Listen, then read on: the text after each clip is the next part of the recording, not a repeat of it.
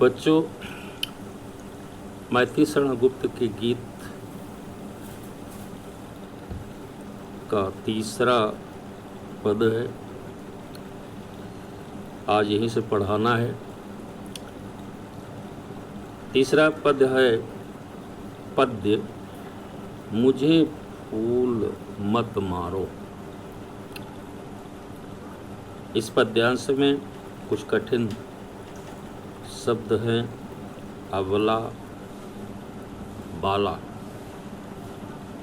अर्थ है असहाय स्त्री, वियोगिनी गृहिणी, मधु वसंत, मीत मित्र, मदन कामदेव, पट माने चतुर, कट कड़वा, गरल विष या जहर, परिहारो माने त्यागो, भोगनी अर्थात विलासिनी, हर नेत्र शिव जी के नेत्र, रूप दर्प सुंदर रूप का पर अभिमान, कंदर्प कामदेव, धारो निछावर करो, रति कामदेव की पत्नी, धारो माने धारण करो।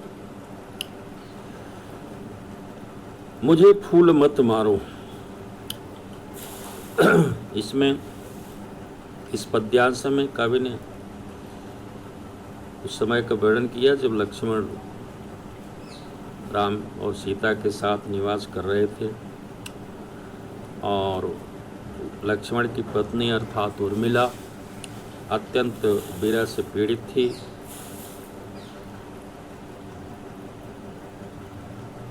वसंत ऋतु के आगमन पर उर्मिला जो है अपने प्रिय लक्ष्मण को याद करती हैं। वसंत ऋतु के सुहावने समय में चारों ओर खिले हुए फूल अपने रूप रंग से अपूर्व मादकता बिखेर रहे हैं, परंतु विरहिणी उर्मिला को बसंत ऋतु का जो विकास, फूलों का रंग रूप जो है उन्हें अत्यंत कष्टकारी प्रतीत हो रहा था। उसी का विषय है। और वसंत ऋतु में चारों तरफ फूलों का रंग रूप अपूर्व मादकता चारों तरफ बिखरा हुआ था, लेकिन फिर भी वह उर्मिला के लिए सुखकारी नहीं था, क्योंकि वह अत्यंत विरह से पीड़ित थी और इसीलिए ये सभी पुष्पों का विकास होना, फूलों का खिलना उनके लिए अत्यंत कष्टकारी प्रतीत हो रहा था। प्रस्तुत पद्यांश में काम से व्यथित पीड़ित उर्मिला कामदेव से प्रार्थना करती हैं कि हे कामदेव, मुझे फूल मत मारो, मैं अबला बाला वियोगिनी, कुछ तो दया विचारो। प्रार्थना करते हुए कहती हैं कि हे कामदेव, तुम मुझे अपने पुष्प बाणों से घायल मत करो या प्रहार मत करो, क्योंकि मैं तो यह अबला युवती हूँ जो विरहिणी हूँ और वियोगिनी हूँ होकर कुछ तो दया विचारो, और इसीलिए तुझे मुझ पर विचार पूर्वक दया करनी चाहिए। होकर मधु के मीत मदन पटु, तुम कटु गरल नगारो। और कहती हैं कि तुम बसंत के मित्र हो और पट अर्थात तुम चतुर हो, इसलिए मुझ पर जो है काम रूपी विष की वर्षा मत करो, अर्थात मेरी स्थिति को देखकर मुझे और कष्ट मत दो। और तुम्हारे पुष्प बाण के प्रहार से मेरा मन जो है अत्यंत व्याकुल हो जाता है। इसमें भी अगर उसके बाद कहती हैं, आगे कहती हैं कि मुझे विकलता तुम्हें विफलता, ठहरो श्रम परिहारो। और कहती हैं कि इसमें भी तुम्हें भी असफलता ही प्राप्त होगी, अर्थात तुम्हें असफलता ही मिलती है। तुम मुझे विचलित करने के लिए बहुत परिश्रम कर चुके हो। तुम मुझे अपने दृढ़ विश्वास से विचलित करने के लिए तुम अथक प्रयास कर चुके हो, इसलिए अब विश्राम करो। करें मतलब ठहरो, सम परिहारो, अर्थात तुम रुक करके, इसलिए अब जो है विश्राम करो और अपनी थकान को दूर करो। करने का भाव यह है कि चाहे तुम मुझे कितना भी दुख क्यों न दो, मैं भोग और विलास की इच्छा रखने वाली कोई विलासनी नहीं बन सकती हूँ। नहीं भोगनी यह मैं कोई जो जाल पसारो। मुझे कितना भी दुख क्यों न दो, मैं भोग और विलास की इच्छा रखने वाली कोई विलासनी नहीं बन सकती। बल हो तो सिंदूर बिंदु यह हर नेत्र निहारो।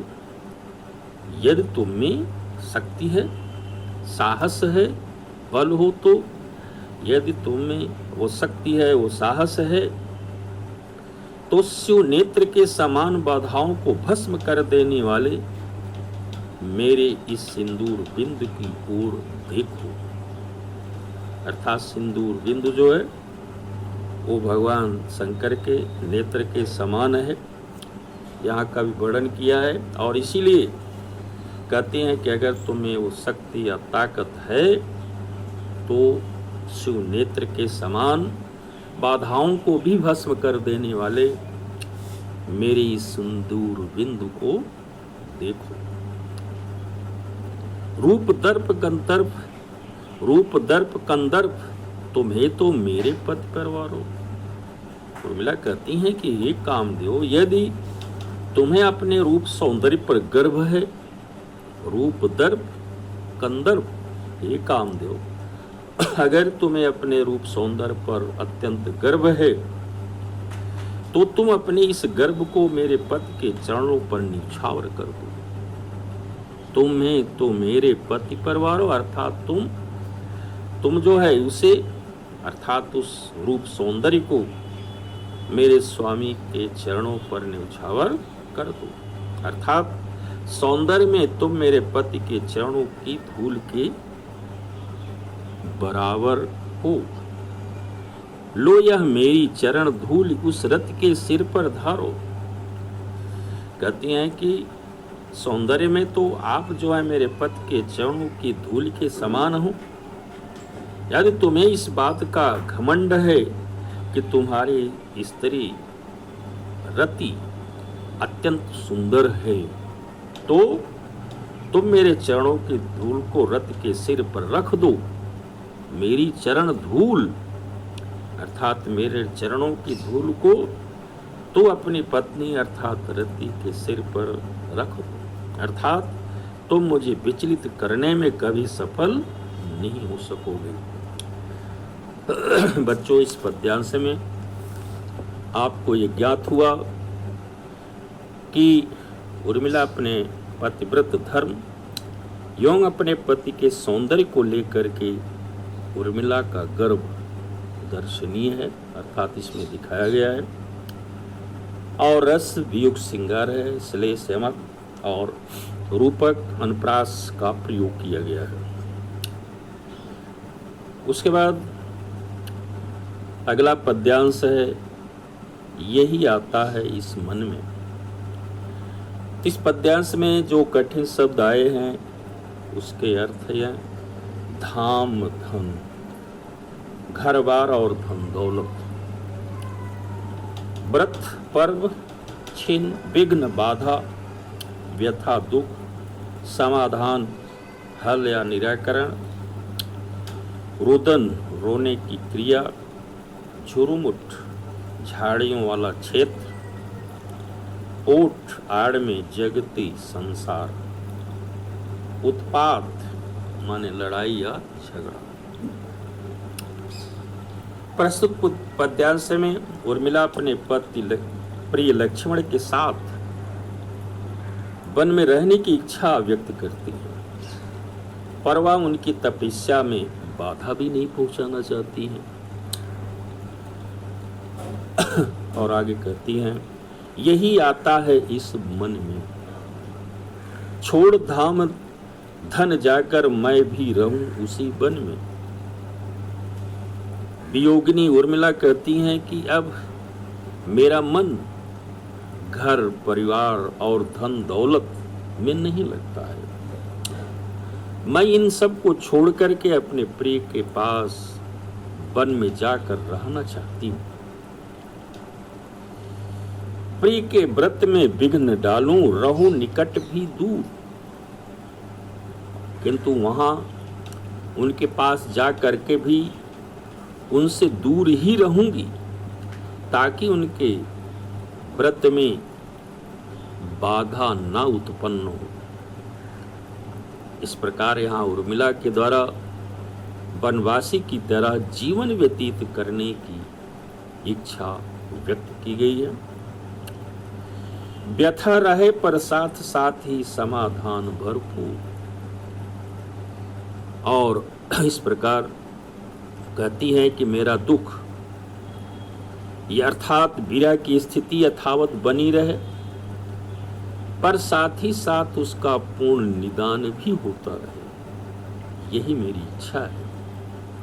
कहती हैं कि मेरा दुख अर्थात मेरा विरह जो है कि स्थिति यथावत ही बनी रहे, लेकिन उसके साथ ही साथ उसका पूर्णता निदान भी होता रहे।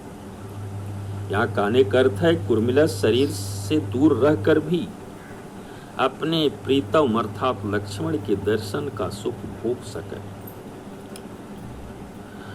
उर्मिला को अपने प्रिय से दूर रह करके उनको ना पा सकने के दुख में रोते रहना स्वीकार है। हर्ष डूबा रुदन में, यह आता है इस वन में। और कहती हैं उर्मिला को अपने प्रिय से दूर रह करके उनको न पा सकने के दुख में रोते रहना स्वीकार है, पर उन्हें अपनी आंखों से इतनी दूर नहीं देना चाहती है, दूर जाने नहीं देना चाहती है, जहां से वह उन्हें नजर ही न आए। बीच बीच में उन्हें देख लूं मैं झुरमुट की ओट। उर्मिला कहती हैं कि वन में रहने के क्रम में मैं भी बीच बीच में पेड़ पौधों की आड़ लेकर के अपने प्रीतम को देखकर अपनी आंखों की प्यास को तृप्त कर लूंगी या करती रहूंगी। कहते हैं कि बीच बीच में उन्हें देख लूं मैं झुरमुट की ओट। और कहते हैं कि बीच बीच में पेड़ पौधों की आड़ लेकर के मैं अपने स्वामी को देख करके अपनी आंखों की प्यास को तृप्त करना चाहती हूँ, अर्थात तृप्त कर लूंगी।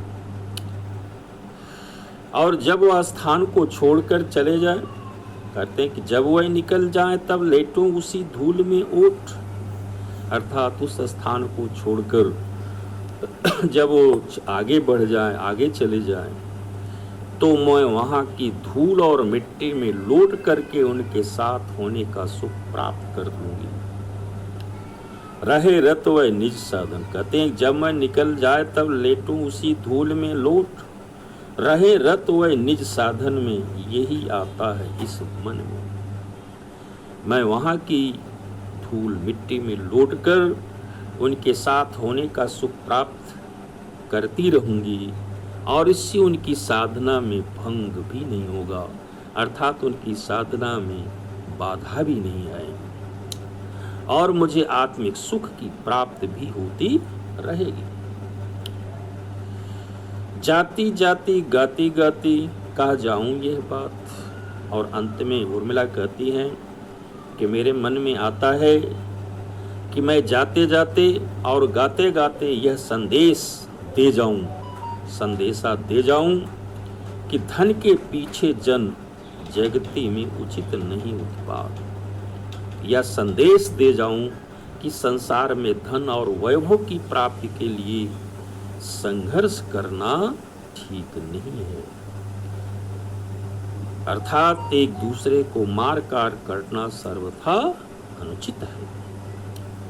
प्रेम की ही जय जीवन में, यही आता है इस मन में। मानो जीवन में सदा से ही प्रेम की ही जीत होती है। यही बात जो है मेरे मन में बार बार उठता है, अर्थात बार बार आता रहता है। बच्चों, इस पद्यांश में भी आपने ये जाना कि वियोगिनी उर्मिला की अपने प्रीतम लक्ष्मण से मिलने की तीव्र आकांक्षा का भाव प्रकट किया। इसमें भी वियोग श्रृंगार है, मुक्तक छंद है, गेय पद, मुक्तक शैली है, गेय पद है। इसमें विरोधाभास, पुनरुक्त प्रकाश और अनुप्रास अलंकार का प्रयोग है। इन्हीं पद्यांशों के आधार पर आज इन्हीं पद्यांशों के आधार पर कुछ प्रश्न हैं और इन प्रश्न जो बने हैं वो इस प्रकार से हैं। तीसरे पद है, इस पद पर मुझे फूल मत मारो से लेकर सिर पर धारो तक प्रस्तुत पद्यांश में किस रीत के सौंदर्य का वर्णन किया गया है।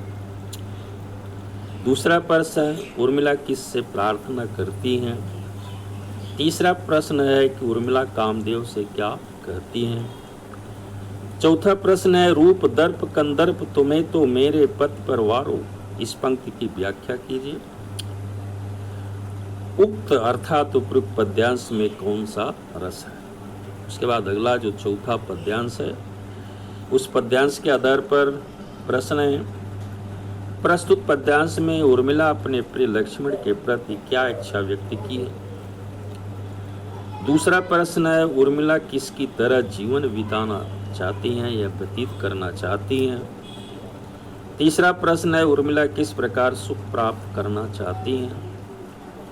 चौथा प्रश्न है, धन के पीछे जन जगती में उचित नहीं उत्पात। और पांचवा प्रश्न है, उपयुक्त पद्यांश में कौन सा अलंकार है। आज ये पाठ यहीं पर समाप्त होता है और शेष अगले दिन अगला पाठ पढ़ाया जाएगा।